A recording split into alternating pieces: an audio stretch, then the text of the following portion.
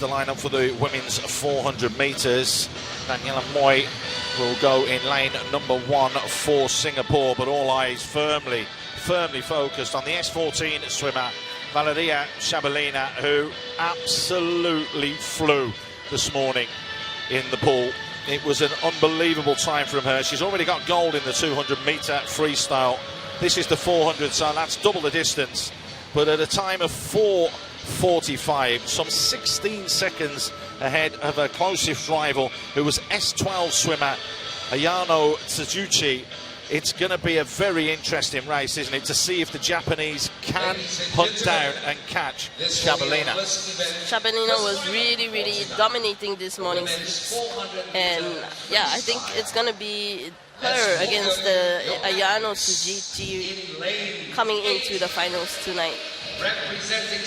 Well, she got a silver in the 100-metre freestyle, did Tsuji. Here is the confirmation of all the athletes, and first up is Almudia Cadena Rodriguez, the 39-year-old who was fourth in the B final for the 100 metres. Obviously this is a big step up, and obviously a little chuckle there as they went the wrong way. They've only been here for 3 seconds. They should know the numbers from 1 to 8, but it's Daniela Moy, the 24-year-old from Singapore, that will take and occupy lane number 1.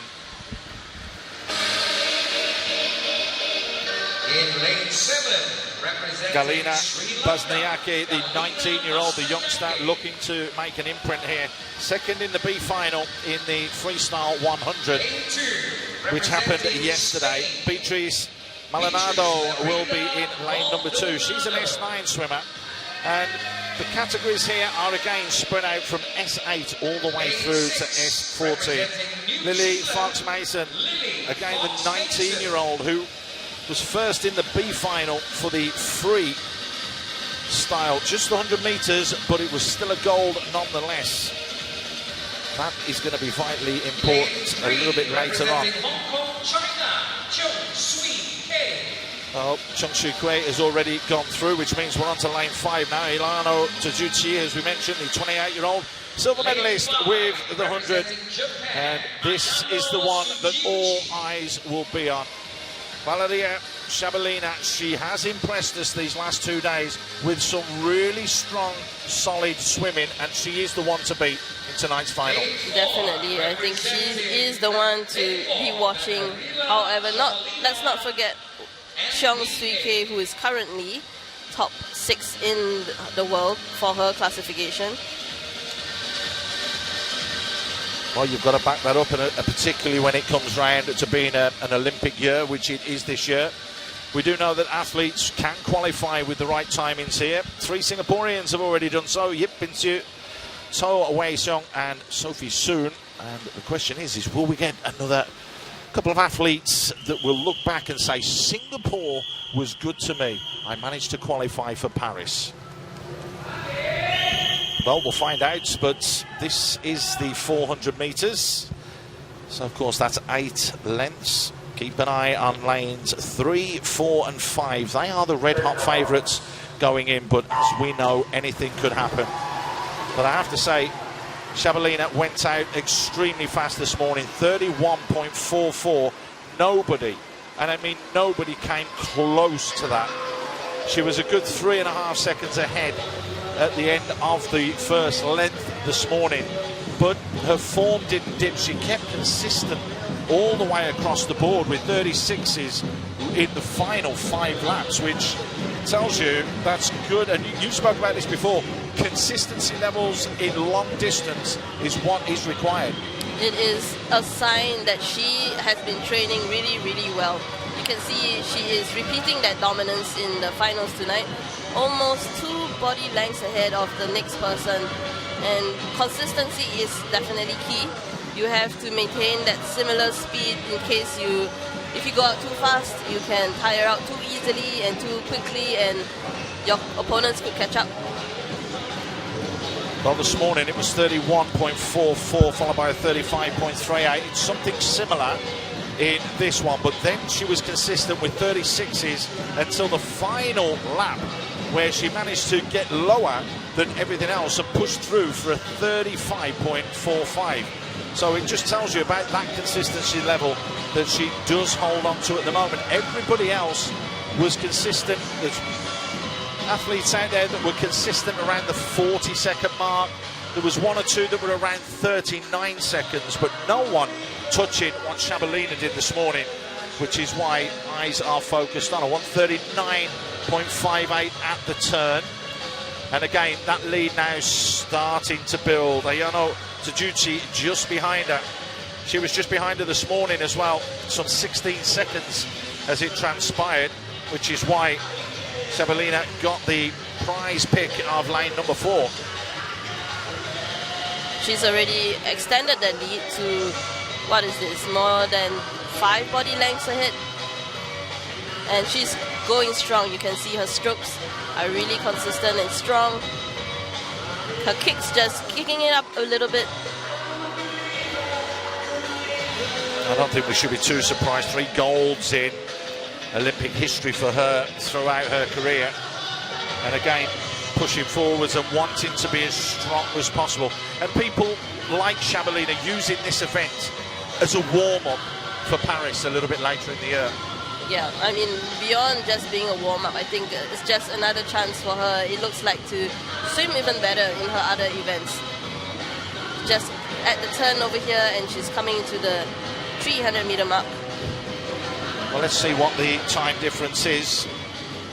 We've got 2:49 was that initial turn. The next turn is coming up, and wow, it's 3:03 is the closest. 14 seconds. 14, so your match is quicker than mine, yeah. Don't forget it was 16 seconds at the end. So she's pushing. She's definitely pushing and extending that lead just a little bit more each lap. Consistency is definitely the name of the game here. If she is going at this pace, everyone has to go at a faster or a similar pace consistently to just to keep up with her. 3:24 was the last turn. The next one in is 3:41.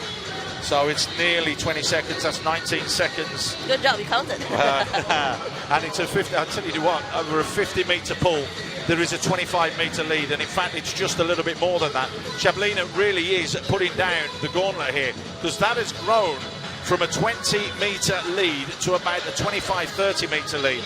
She really is pushing hard here. She's put the turn in at 3:59, and this is going to be a very, very good time for Valeria Shabalina.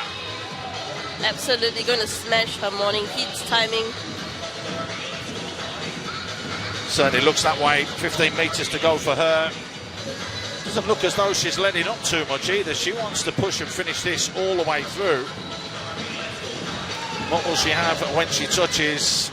There it is, 973 points in 4:33. That's 12 seconds quicker than this morning, which, that's way too much. But amazing swim by Shabalina. You can see that she's very, very consistent throughout all her laps. Well, it will be when we bring up the results and we see them. We'll be able to check on the split timings of each 52nd. So it is Spain that's coming in second there. Maldonado has done extremely well at the moment. It doesn't look as though she'll be caught. In lane 5 as well, it looks as though we might have an Asian record. Ayano Tsuji looks as though that is what she has done. 5:89. I think she has done just a little bit better than this morning when she broke the Asian record also. That's right, it was her. Remember, we couldn't work out who it was, so she's been flying. 5:01.43 this morning, but that was after, at the same time, Chung Soo Ki did exactly the same at 5:01.91. But now another Asian record has been broken. It's the third one that we've seen here in Singapore for the Citi Paraswimming World Series in Singapore 2024. But it's just an immense performance in the end from Valeria Shabalina, and a very, very comprehensive victory. For the point results. And the point results are up on the big What to screen. keep an eye open for when we turn around and go to Paris? What's Shabalina? Want to keep an eye on? Definitely, I think. For sure. You're looking at her points, looking at her timings. I think she's well on her way to qualifying if she hasn't. If she hasn't, she will not be a million miles away after that with a swim of that ilk, some 13 seconds quicker than what it was this morning. There is confirmation of the results, and it's a massive lead by Shabalina. Keep an eye open for her when Paris comes knocking. Chung Soo Ki will take silver, and Beatrice Maldonado will take the bronze from Spain.